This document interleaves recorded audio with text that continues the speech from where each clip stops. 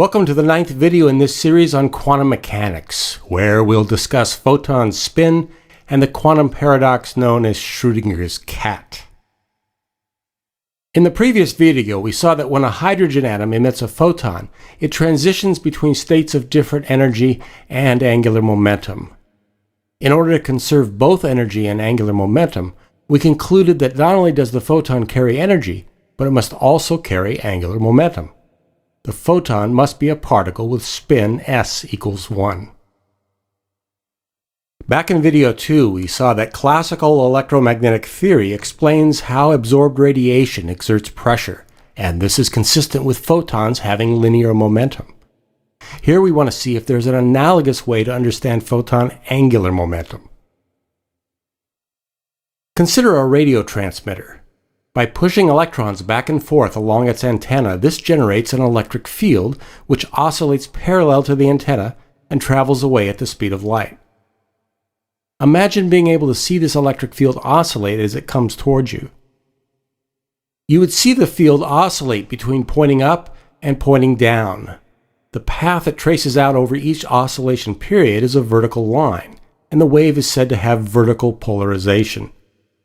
The energy of this field is carried in discrete photons, and we'll say that these photons are in the, quote, quantum state V. We'll denote this state by the letter V inside some strange-looking brackets. This strange bracket is called a ket, and the notation is due to a fellow named Dirac. A ket with the Greek letter psi could denote the quantum state corresponding to a wave function psi. Or we could just list quantum numbers in the ket. Or we could even be more abstract and use happy face and sad face kets to talk about live and dead cat states. It's an abstract and general way to talk about quantum concepts without having to get into much mathematical detail.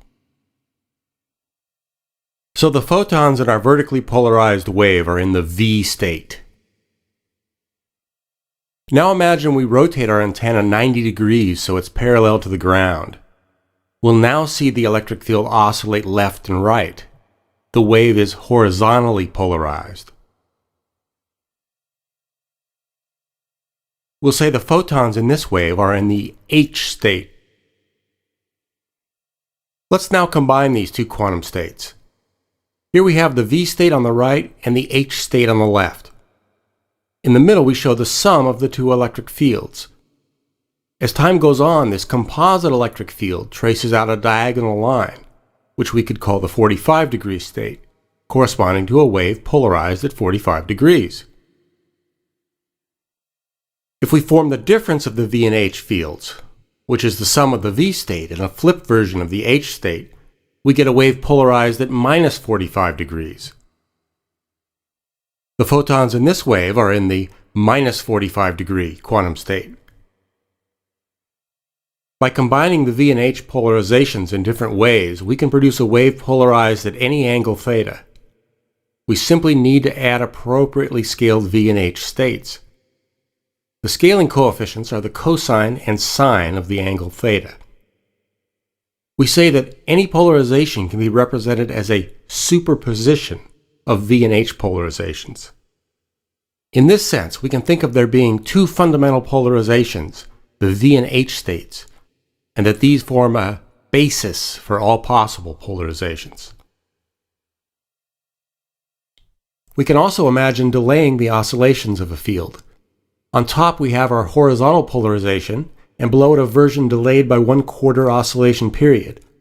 In the mathematical bookkeeping, this delay is represented as multiplication by the imaginary unit I, the square root of -1, that we introduced in video 5.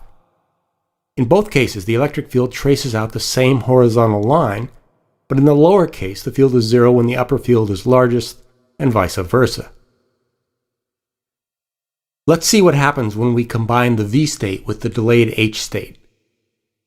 As time goes on, instead of changing its length, the electric field of the superposition traces out a counterclockwise circle. We call this a circular polarization, as opposed to the linear polarization of the V and H states. Specifically, this is right-handed circular polarization.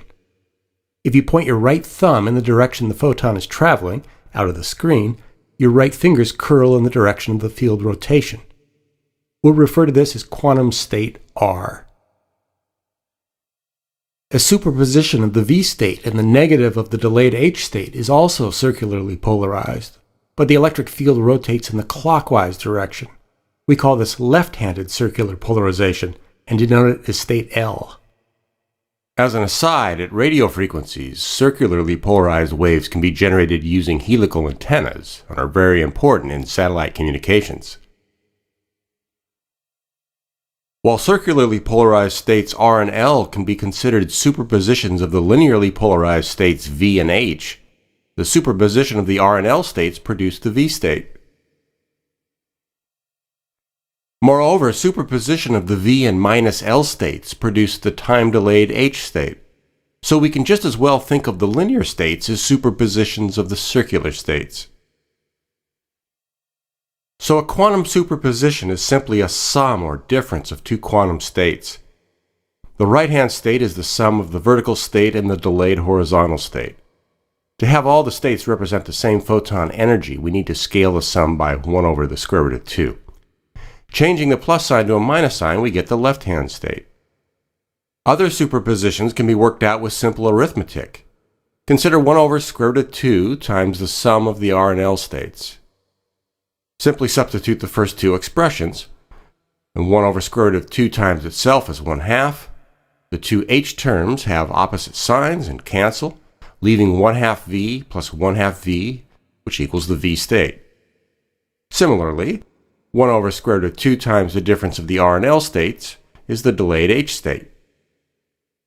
The circular polarizations can be represented as superpositions of the linear polarizations, and the linear polarizations as superpositions of the circular polarizations. And either the linear polarizations or the circular polarizations can be used as a basis to represent any polarization state whatsoever. Okay, good enough so far, but what about photon spin and angular momentum? Let's see how different polarizations can interact with the charged particles in a material. In this simulation, the blue and red circles are opposite charges which attract each other. The blue charges are fixed, but the red charges are free to move. The electric field is represented by a magenta line, and a green line traces the free charge paths. On the left, the field polarization is vertical, while on the right it's right-handed circular. Not surprisingly, the V polarization causes the red charge to move up and down along a vertical line. The R polarization causes the red charge to spiral away from the blue charge and clearly imparts angular momentum. We can work out the precise angular momentum carried by a photon of right-handed circularly polarized light. Consider our blue and red charges and assume the red charge Q is moving in a circle around the blue charge, at least momentarily, at a distance r. The electric field E has component ET tangential to the circle, the direction of charged motion. Assume the field pulls on the charge through an angle d theta. The work done, or the energy transferred from, the field is the force QET times the distance traveled, r d theta. The angular momentum transferred is the torque QETR times the time dt. If you think of the green line as a wrench, the torque it exerts is the force QET times the length of the wrench, r. Looking at the ratio of these expressions, the QETR expression cancels, leaving d theta over dt. Once around a circle is 2 pi radians, and the field goes around at a frequency nu times per second. So the ratio of energy to angular momentum of a photon is 2 pi nu. We know that a photon's energy is h nu, so the angular momentum is h nu over 2 pi nu equals h over 2 pi, which we denote by h bar. For left-handed light, we simply obtain the negative of this. So the quantum mechanical concept of photon spin corresponds to the classical concept of circular polarization. A photon of frequency nu carries energy h nu, linear momentum h over lambda, as we showed in video 2, and angular momentum plus or minus h bar, plus for the R state and minus for the L state. As imprecise as it necessarily is, we might visualize photons of a given frequency as coming in two little spiraling spring-like forms, mirror images of each other, corresponding to left and right circular polarizations. But as in so much of quantum mechanics, as soon as we start looking into the implications of the inherent wave-particle duality of this picture, we'll find that we've opened a conceptual can of worms.